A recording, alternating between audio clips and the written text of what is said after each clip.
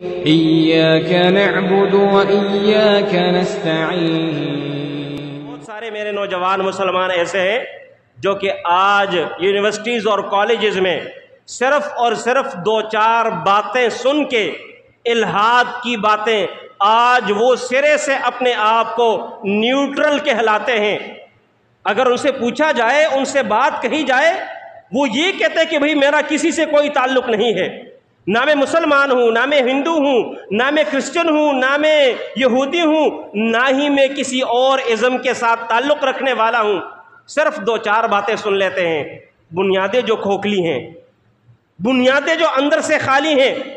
معمولی سا ہمیں تھوڑا سا کوئی نوکری کا کوئی بندہ جھانسا دے کہ بھئی جرمنی میں، یو کے میں، فلاں جگہ میں آپ کو نوکری دلوائیں گے، آپ یہ والے کام کر دے، فوراً ریڈی ہوتے ہیں۔ کتنے سارے نوجوان ایسے ہیں جو یورپ جانے کے لیے باقاعدہ اپنی داڑیاں کٹواتے ہیں۔ یہیں سے تو پتہ چلتا ہے کہ بھئی میرے نزدیک اسلامی تعلیمات سب سے اہم ہے یا دنیاوی مفادات میرے لیے سب سے اہم ہے۔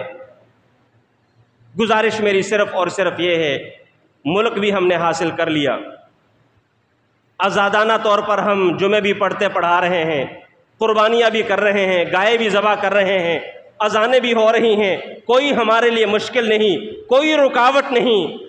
رکاوٹ اگر کوئی چیز ہے تو صرف اور صرف اس نظریے کی تکمیل کی بات ہے، اور وہ تکمیل کس نے کرنی ہے؟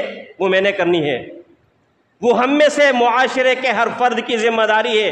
وہ تکمیل تب ہوگی جب ہم اپنے آپ کو واقعتاً فنڈامنٹلسٹ مسلمان بنائیں گے، بنیادیں ہماری مضبوط ہوں گی، بنیادیں ہماری تکڑی ہوں گی، مضبوط ہوں گی، تب ہم ادھر ادھر کی باتوں میں نہیں آئیں گے۔ تب میرے نزدیک صرف اور صرف ایک اللہ اور اس کے رسول کی بات ہوگی۔ جو کوئی بات اللہ اور اس کے رسول کے مخالف ہے، بھلے جتنا مرضی میرے مفادات میں ہے، کوئی اس کی ویلیو نہیں ہونی چاہیے۔